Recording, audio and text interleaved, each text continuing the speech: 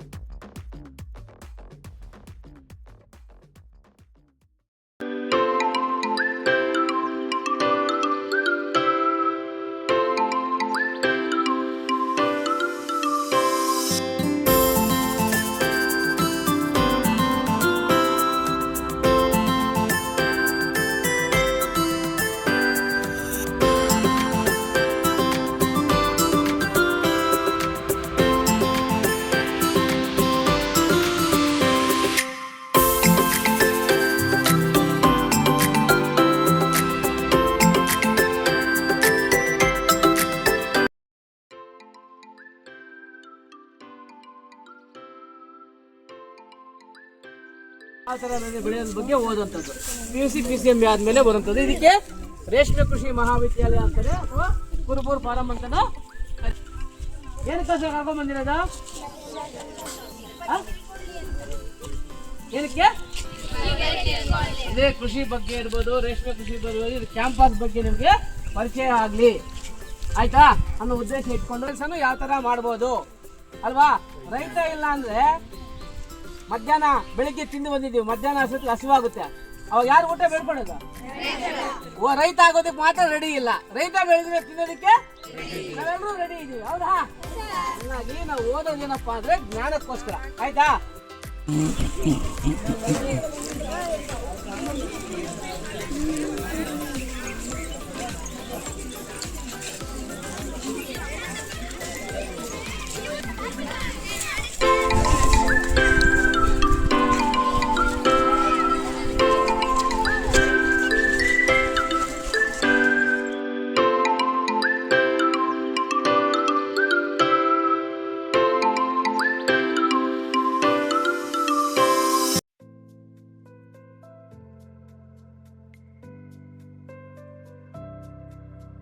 ಅಷ್ಟು ಇತ್ತು.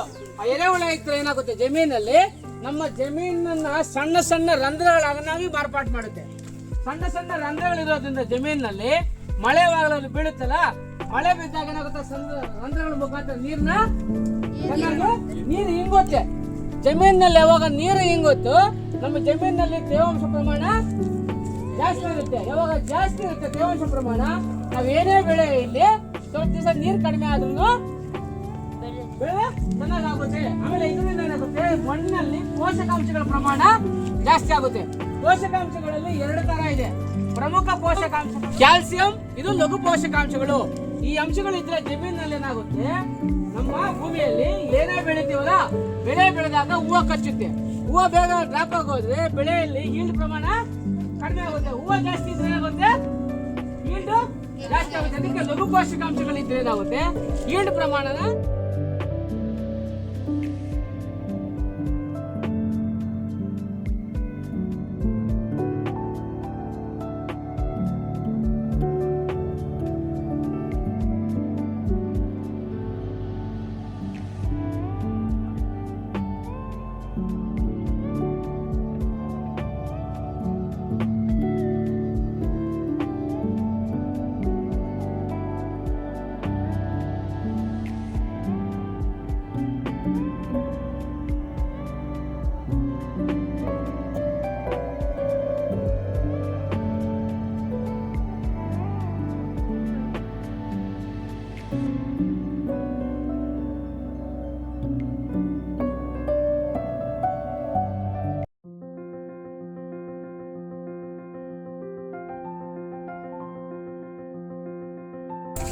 ಲೈನ್ ಆಗಿ ಎಲ್ಲ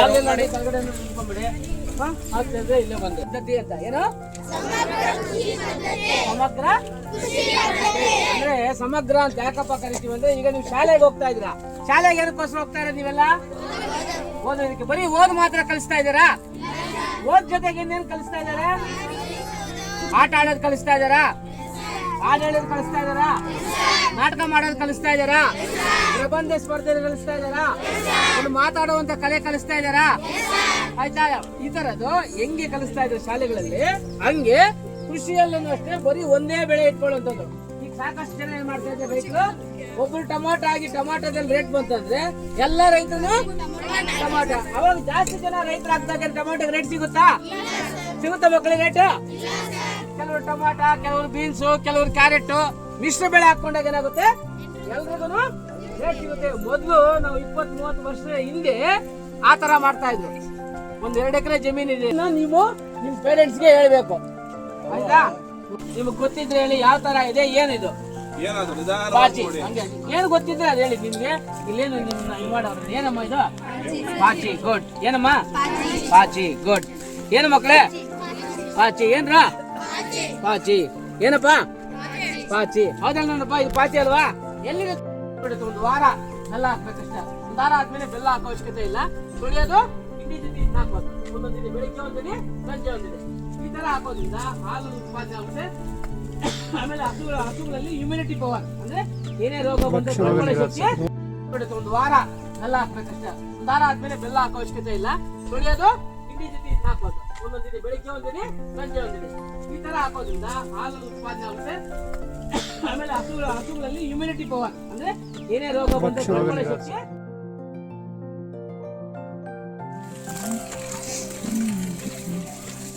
ಇದು ಎಷ್ಟು ದಿನದ ಸರ್ ಇದು? ಸರ್ ಇದು 20-25 ದಿವಸ ಆಗಿದೆ. ತೆಗಿತಾ ಇರ್ತಾರೆ, ತೆಗಿತಾ ಇದ್ರೆ ಬರ್ತಾ ಇರುತ್ತೆ. ನೆರಳಿರ್ಬೇಕು. ಮರದ ಕೆಳಗೆ ಆಗಲಿ ಇಲ್ಲ ಇದು ಕೊಳೆಯಲ್ಲ ಅಲ್ವಾ? ಕೊಳೆಯಲ್ಲ. ಏನು ಕಂಟಾಮಿನೇಷನ್ ಆದರೆ ಕೊಟ್ಬಿಡುತ್ತೆ, ಹೋಗ್ಬಿಡುತ್ತೆ. ನೋಡಿ ಇದು ಮುಟ್ಬಾರ್ದು ಮಕ್ಕಳು. ಇಲ್ಲ ನೋಡಿ, ಇದನ್ನು ನೋಡ್ಕೊಂಡು ಹೋಗ್ತಾ ಇರಿ. ನೋಡೋದಕ್ಕೆ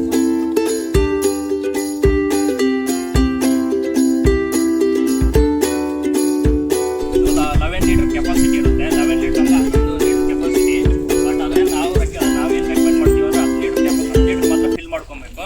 ಯಾಕೆ 10 ಲೀಟ್ರೇ ಫಿಲ್ ಮಾಡ್ಬೇಕಂದ್ರೆ ನಾವು ಏರ್ ಔಟ್ ಅಂದರೆ ಗೊತ್ತಲ್ಲ, ನೀಟಾಗಿ ಫ್ಲೋ ಆಗೋಕ್ಕೆ ನೀರು ಇಲ್ಲಿಂದ ಈ ನಾಜಲ್ಸ್ ಅಲ್ಲಿ ಬಂದು ಇಲ್ಲಿ ಫ್ಲೋ ಆಗಬೇಕಂದ್ರೆ ಏರ್ ಔಟ್ ಇರಬೇಕು. ಅದಕ್ಕೋಸ್ಕರ ನಾವು ಇದು 11 ಲೀಟರಿಂದ 10 ಲೀಟರ್ಸ್ ಮಾತ್ರ ಹೇಳ್ತೀವಿ.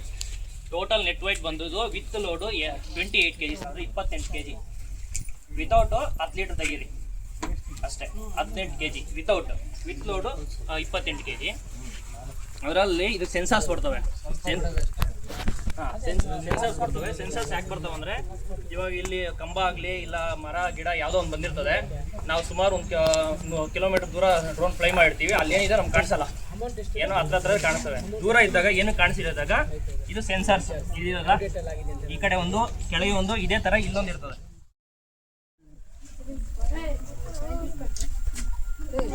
ಹೆಲಿಕಾಪ್ಟರ್ ಹಿಂಗೆ ಎದ್ದೇಳೋದು.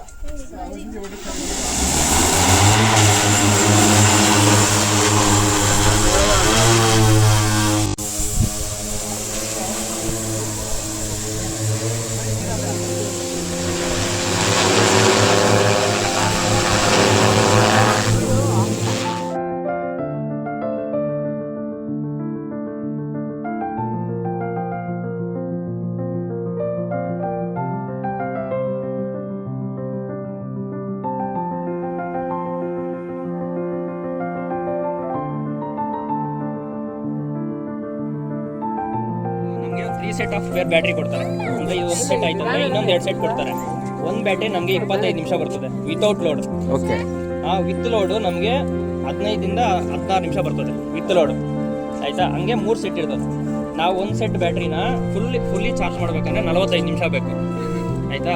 ಇದು ಲಿಥಿಯಂ ಬ್ಯಾಟ್ರಿ, ಅಂದರೆ ನಮ್ಮ ಮೊಬೈಲ್ಸಲ್ಲಿ ಇರ್ತಾವಲ್ಲ ಆ ಬ್ಯಾಟ್ರಿ. ನಾವು ಮಾಮೂಲಿ ಬ್ಯಾಟ್ರಿ ಹಾಕಿದ್ರೆ ಬೇಗ ಡೆಟ್ ಆಗ್ತದೆ, ಇವು ಡೆಟ್ ಆಗಲ್ಲ, ಲೈಫ್ ಜಾಸ್ತಿ ಬರ್ತವೆ. ಇನ್ನೊಂದು ಏನಂದರೆ ಒಂದು ಬ್ಯಾಟ್ರಿ ಕಾಸ್ಟ್ ಬಂದು 25,000 ರೂಪಾಯಿ ಒಂದು battery. 25,000 lithium battery. Total cost ಎಷ್ಟು ಸರ್ ಇದು? ಟೋಟಲ್ ಕಾಸ್ಟ್ ಬಂದು 4,35,000. ಇದಕ್ಕೆ ಸಬ್ಸಿಡಿ ಎಲ್ಲ ಕೊಡ್ತಾರೆ, ರೈತರಿಗೆ ಕೊಡ್ತಾರೆ. ಬಟ್ ಎಷ್ಟು ಕೊಡ್ತಾರೆ ಅಂದರೆ, ನೀವು ಅವರು 1 lakh ಅಷ್ಟು ಕೊಡ್ತಾರೆ, ಉಳಿದಿದ್ದೆಲ್ಲ ನಾವು ಹಾಕ್ಕೊಬೇಕು. ಅಂದರೆ ಅಂದ್ರೆ ಇದರಲ್ಲಿ ನಾವು ತಗೊಂಡಿದ್ದು ಗರ್ಡ್ ಮಾಡ್ತಾರಲ್ಲ ಇನ್ನೊಂದ್ 2 ಸೆಟ್ ಇರ್ತಾವೆ ರೀಪ್ಲೇಸ್ ಮಾಡ್ಕೊಂತಾರೆ ಎಲ್ಲರೂ ಕಂಟಿನ್ಯೂಸ್ ಯೂಸ್ ಮಾಡ್ತಾ ಇದ್ರೆ ಬರ್ತಿದೆ ಒಂದು 20 ಎಕರೆ 10 ಎಕರೆ ಹಂಗೆ ಇಟ್ಬಿಟ್ರೆ ವೇಸ್ಟ್ ವೇಸ್ಟ್. ಮತ್ತೆ ಇನ್ನೊಂದೇನಂದ್ರೆ ನಾವು 1 ಎಕರೆ 2 ಮತ್ತೆ ಇನ್ನೊಂದೇನಂದ್ರೆ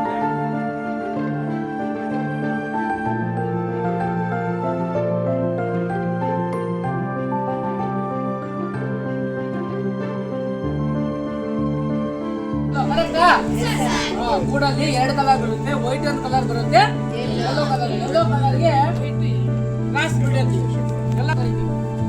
ಈ ಗೂಡಲ್ಲಿ ಏನ್ ಮಾಡ್ಬೋದಿತ್ತು? ರೇಷ್ಮೆ ಸೀರೆ, ರೇಷ್ಮೆ ಬಟ್ಟೆ ಮಾಡ್ಬೋದಿತ್ತು ಅಲ್ವಾ? ಈಗ ರೇಷ್ಮೆ ಗೂಡಲ್ಲಿ, ವೈಟ್ ಗೂಡಲ್ಲಿ ಈ ತರ ಬಣ್ಣ ಹಾಕ್ಬಿಟ್ಟು ಅದರಲ್ಲಿ ಈ ತರ ಫ್ಲವರ್ ಪ್ಲಾಟ್ ಮಾಡ್ಬೋದು, ಹೂವು ಬೊಕ್ಕೆ ಮಾಡ್ಬೋದು, ಈ ತರ ಹೂವಿಂದ ಹಾರ ಮಾಡ್ಬೋದು. ಒಂದು ಹಾರ ಬಂದು 100 ರೂಪಾಯಿಂದ ಹಿಡಿದು 40,000 ನೀವು ಮಾಡ್ಕೊಡ್ತಾ ಇದ್ದೀವಿ. ಆರ್ಡರ್ ಕೊಡ್ತಾರೆ 40,000 ಒಂದು ಪ್ರೋಗ್ರಾಮ್ಸ್ ಕಲೆಕ್ಟ್ ತಗೊಂಡು ಹೋಗ್ತಾರೆ ಹಾರ. ಈ ತರ ಬೊಕ್ಕೆ ನಿಮ್ಗೆ 500 ರೂಪಾಯಿ ಮಿನಿಮಮ್ ರೇಟು, ನಿಮ್ಗೆ 5,000 7,000ವರೆಗೂ ಒಂದು ಬೊಕ್ಕೆ ಸರ್ ಇಲ್ಲೇ ಮಾಡ್ಕೊಡ್ತೀವಿ. ಇದರಲ್ಲಿ ಈಗ ಸ್ಟಾರ್ಟಿಂಗು ಹತ್ತತ್ರ ನಿಮ್ಗೆ 6,000 5,000ವರೆಗೂ ಡಿಸೈನ್ ಬೊಕ್ಕೆ. ಆಮೇಲೆ ನಮ್ಮ ಮನೆಗಳಲ್ಲಿ ಹೊಸದಾಗಿ ಮನೆ ಕಟ್ಟರೆ ಸೀನರೀಸ್ ಎಲ್ಲ ಹಾಕ್ತೀವಲ್ಲ, ಸೀನರೀಸ್ ಎಲ್ಲ ಮಾಡಿದ್ರೆ ರೇಷ್ಮೆಯಲ್ಲಿ ಗೂಡಲ್ಲೇ ಮಾಡ್ಕೊಡ್ತಾರೆ ಫ್ರೇಮು. ನಿಮ್ಗೆ ಅದು 1,000 ರೂಪಾಯಿಂದ ಹಿಡಿದು ನಿಮ್ಗೆ 10,000 20,000 ಆ ಥರ ಫೋಟೋಸ್ ಎಲ್ಲ ಮಾಡ್ಕೊಡ್ತಾರೆ. ಈ ಥರ ಸುಮಾರು ಒಂದು 2,000 ಐಟಮು 2,500 ಐಟಮು ಇಲ್ಲೇ ಮಗ್ಗಿನ ಜಡೆ ಮಾಡ್ತಾ ಇದೀವಿ. ರೇಷ್ಮೆ ಗೂಡಲ್ಲೇ ಮಗ್ಗಿನ ಜಡೆ, ಬಳೆ, ಓಲೆ, ಜುಮ್ಕಿ ಅಂತೀವಲ್ಲ, ಜುಮ್ಕಿಗಳು ಅವೆಲ್ಲನೂ ಮಾಡ್ತಾ ಮಾರಾಟ ಮಾಡ್ತಾ ಇದೀವಿ. ಧೂಳು ಕುತ್ಕೊಳ್ಳುತ್ತೆ, ಧೂಳು ಉದಿಸ್ಕೊಂಡು ಇಟ್ಕೊಂಡಿದ್ರೆ ಸುಮಾರು ವರ್ಷಗಳು ಇಟ್ಕೋಬಹುದು. ಜೈವಿಕ ಅಂದ್ರೆ ಜೀವ ಇರುವಂಥದ್ದು, ಇಂಧನ ಅಂದ್ರೆ ಪೆಟ್ರೋಲು ಡೀಸೆಲ್. ಈ ಇಂಧನ ಜೀವ ಇರುವಂಥ ವಸ್ತುಗಳು, ಪ್ರಾಣಿಗಳ ಬೀಜ ಇರ್ಬೋದು, ಪ್ರಾಣಿಗಳ ಕೊಬ್ಬು, ಇದನ್ನ ತಗೊಂಡು ಅದರಲ್ಲಿ ಬಯೋಡೀಸೆಲ್ ಆಗಿ ತಯಾರು ಮಾಡ್ತಾ ಇದ್ದೀವಿ ಅಥವಾ ಜೈವಿಕ ಇಂಧನವಾಗಿ ತಯಾರು ಮಾಡ್ತಾ ಇದ್ದೀವಿ. ಅದಕ್ಕೋಸ್ಕರ ಈ ಮರಗಳನ್ನ ಏನ್ ಮಾಡ್ಬೇಕು? ನಾವು ಬೆಳೆಸಬೇಕು. ಸರ್ಕಾರದಿಂದ ಈ ಮರ ಗಿಡ ಬೆಳೆಸೋದಕ್ಕೆ ಒಂದು ಗಿಡಕ್ಕೆ 135 ರೂಪಾಯಿ ಸಹಾಯಧನ ಕೊಡ್ತಾ ಇದ್ದಾರೆ.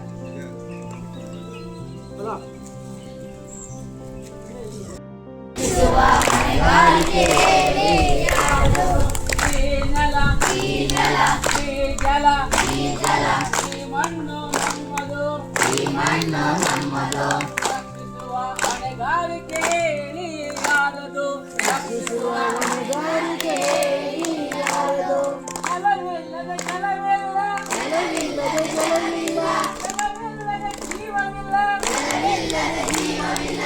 ಸಕಲ ಜೀವರಾಶಿಗಳಿಗೂ ನೆಲ ಜಲ ಬೇಕಲ್ಲ, ನೆಲ ಜಲ ಬೇಕಲ್ಲ.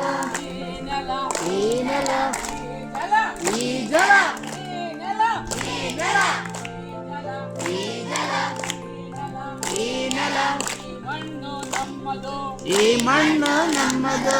ರಕ್ಷಿಸುವ ಹೊಣೆಗಾರಿಕೆ, ರಕ್ಷಿಸುವ ಹೊಣೆಗಾರಿಕೆ ನಮ್ಮ ಮೇಷ್ಟ್ರದ್ದು, ನಮ್ಮದು. ಜವಾಬ್ದಾರಿ ಮೇಷ್ಟ್ರದಾ?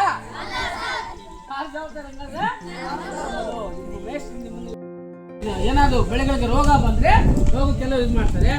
ಅದನ್ನ ಹೆಚ್ಚಿಗೆ ಇದನ್ನ ಬಯೋಡೀಸೆಲ್ ಆಗಿ ತಯಾರು ಮಾಡ್ತಾ ಇದ್ದೀವಿ. ಅಂದ್ರೆ ಯಾವುದೇ ಎಣ್ಣೆ ತಗೊಳ್ಳಿ, ಎಣ್ಣಿನಲ್ಲಿ ಕೊಬ್ಬಿನಾಂಶ ಇರುತ್ತೆ. ಆ ಕೊಬ್ಬಿನಾಂಶ ಇದ್ದಾಗ